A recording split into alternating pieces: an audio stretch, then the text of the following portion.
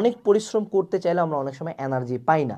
So আমার ক্ষেত্রে আমি আমার পার্সোনাল এক্সপিরিয়েন্স থেকে শেয়ার করার চেষ্টা করব যে আমার ক্ষেত্রে কোন কোন ফ্যাক্টরগুলো আমার এনার্জি লেভেল ইনক্রিজ করতে কাজ করে বা কিভাবে আমি এত সারাদিন এনার্জেটিক থাকি।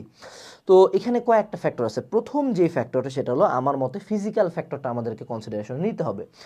আমি যে এত কাজকর্ম করব বা আমি পরিশ্রম করব, জিম করব, পড়াশোনা করব, ভিডিও বানাবো বা বিজনেসে টাইম দেবো বা স্টাডি করব, যা করব, আমার এই পুরা কাজটা করবে কে? আমার বডি, আমার মাসেল, আমার ব্রেইন, আমার সিস্টেম।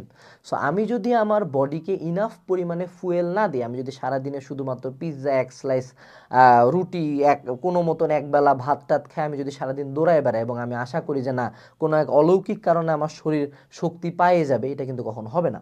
যদি আমি উদাহরণস্বরূপ বলি, রিক্সাওয়ালা আমাদের যদি দেখি বা গ্রামে যারা হলো মাঠে ঘাটে কাজ করে, তারা দেখবেন যে পাট শাক দিয়ে হলো 2 প্লেট ভাত খাচ্ছে। কেন? কারণ হলো যে সে জানে যে আমি যখন মাঠে একটানা কাজ করব, my body needs fuel. So আমি যদি আমার বডিকে ফুয়েল না দিই, আমি যদি সারাদিনে খাবার দাবার ঠিক মতো খাচ্ছি না, আমার কোনো নিউট্রিশিয়াস ফুড নেই। আর একটা পয়েন্ট হলো নিউট্রিশিয়াস ফুড, আমি ডিম খাই না, আমি দুধ খাই না, আমি সারাদিন আইদার পিৎজা বার্গার কোনো মতন এক স্লাইস খায়, একটা কোক খায়া চলতেছি, অবভিয়াসলি আমার বডি জন্য এগুলা ভালো কোনো ফুয়েল না।